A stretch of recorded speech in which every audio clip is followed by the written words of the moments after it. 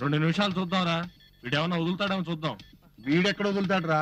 Morning show, matinee, first show అన్ని అయిపోయినా వదలడు. మనమే వెళ్ళి వేరే చోట ట్రై చేద్దాం పద. ఇక్కడ చాలా మంది ఫోన్ కోసం వెయిట్ చేస్తున్నారు. నిజంగా మన ఇద్దరం ఒకటవటం మన అదృష్టం కదా. ఫోన్ వదులుతావా లేదా? ఏమయ్యా, కాస్త నువ్వైనా చెప్పొచ్చుగా. గంట సేపటి నుంచి మాట్లాడుతుంది. ఏ మిస్టర్, బీపీ పెంచుకోకు. నీకు అంత అర్జెంట్ అయితే నీ లవర్ ని మిస్ అవుతాననుకుంటే పక్క ఫోన్ కెళ్ళు. మీ అన్న రాయలసీమ రత్నారెడ్డికి ఇప్పటి వరకు మన మీద ఎలాంటి అనుమానం రాలేదు కదూ? లేదు. Hi hi hi hi. ఏంట్రా జగన్, కాలేజీ నీ సొంత సొత్తులా ఉంది. అదేంటి అలానా? లేకపోతే ఏంట్రా, కాలేజీకి అత్తవారింటికి వచ్చిపోయాళ్ళులా వచ్చిపోతున్నావు.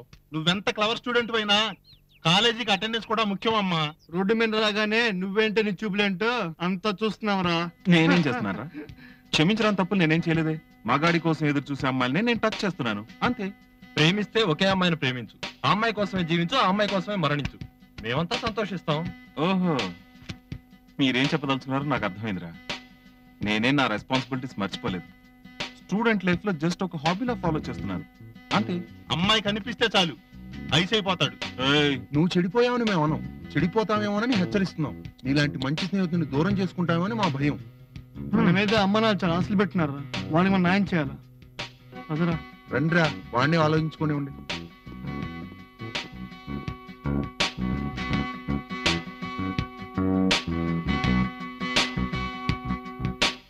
అన్నా వాడు వస్తుండు.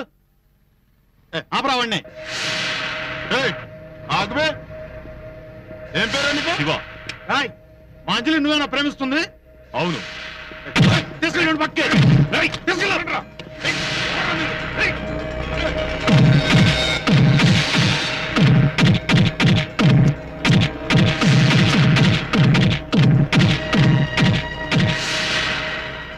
ఖైమా కింద కొట్ల సాలగండి. సరే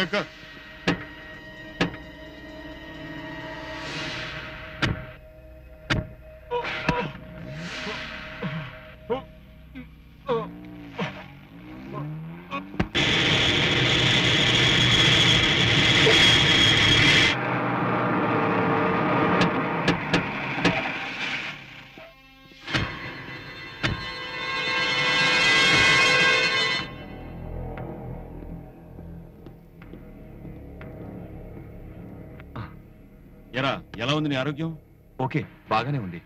ఎందుకు ఇలా జరిగింది? నేను ఒక అమ్మాయిని ప్రేమించాను. ఒక అమ్మాయినే కాదు, 100 మంది అమ్మాయిలను ప్రేమించు. నాకు అనవసరం. నీ ఒంటి మీద దెబ్బ ఎందుకు పడింది అని అడుగుతున్నాను. నేను ప్రేమించడం ఆ అమ్మాయి అన్నకి ఇష్టం లేదనుకుంటా. డోంట్ వరీ, ఇప్పటికైనా సమయం మించిపోలేదు. ఈ విషయం ఈ క్షణమే ఇప్పుడే తేల్చేస్తాను. ఆ అమ్మాయి అన్నయ్య లైన్లోకి పిలువు, మాట్లాడతాను. హలో, నేను మీ చెల్లెల్ని ప్రేమిస్తున్న శివాని. అమెరికా నుంచి మా అన్నయ్య వచ్చాడు, మీతో మాట్లాడతాడంట. హలో, నా పేరు అన్న. నువ్వు అన్నైతే నేను రాయలసీమ రత్నారెడ్డి. కన్న తల్లి కడుపులోంచి పుట్టినప్పుడే కడబాంబు చేతిలో పట్టుకు పుట్టాను. నేను తలుచుకుంటే ఎవడైనా సరే పీస్ పీస్ అయిపోతాడు. నువ్వు రాయలసీమ రత్నారెడ్డివైనా రంగూన్ రౌడీవైనా నాకు అనవసరం. నర్మాయ్, నువ్వు నన్ను బెదిరిస్తున్నావా? ఇప్పుడు నువ్వు నా గడ్డ మీద ఉన్నావు. నా తమ్ముడు నీ చెల్లెల్ని ఇష్టపడుతున్నాడు. వెంటనే ఈ పెళ్లికి ఒప్పుకుంటున్నావా లేదా? ఒకే మాట కావాలి. నీ తమ్ముడు నువ్వు నా గేటు దగ్గర కాపలా కాయడానికి కూడా పనికిరారా. నా చెల్లిని నీ తమ్ముడికిచ్చి పెళ్లి చేయాలా? ఆ మాట మళ్ళీ అనకరారే.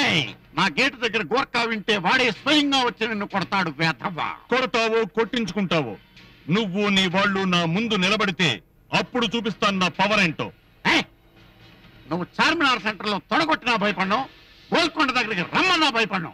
ఏ గడ్డ మీద ఉన్నా ఈ రాయలసీమ రత్నారెడ్డి స్టైలే స్టైల్. నువ్వు మాటలతో రెచ్చిపోతున్నావు, ఈ అన్న కోపాన్ని రెచ్చగొడుతున్నావు. నీ చరిత్ర తెలిసి నీకు భయపడేవాడిని అయితే అమెరికా నుంచి ఇక్కడికి వచ్చేవాడినే కాదు, అక్కడి నుంచే నా వాళ్ళకి ఆర్డర్స్ పాస్ చేసేవాడిని. అయినా నేను చెయ్యలేదు.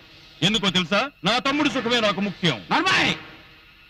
నీ క్యారెక్టర్ ఏంటి, నా క్యారెక్టర్ ఏంటి? అప్పుడు రౌడీ మామూలు వసూలు చేసుకునేవాడివి. కావాలంటే అడుక్కోరా, నీకు నీ తమ్ముడికి ఎంత డబ్బు కావాలో పడేస్తాను. అంతేగాని నా చెల్లిని నీ తమ్ముడికి ఇచ్చి పెళ్లి చేస్తానని కళ్ళ కూడా అనుకోకు. సెల్ చేతిలో ఉంది కదా అని చెత్తబాగుడు వాక్కు. ఇక్కడి నుంచి చెత్తబాగుడు వాగే అవకాశం నాకు కానీ నా సెల్లకు కానీ ఇవ్వకు. చంపేస్తాను. వెళ్ళు. బలవంతంగా వాడి చెల్లెల్ని లేపుకుపోయినా సరే, తాళి కట్టి తీసుకొచ్చి నా ముందు నుంచున్నా సరే, తమ్ముడుగా నిన్ను మెచ్చుకుంటాను.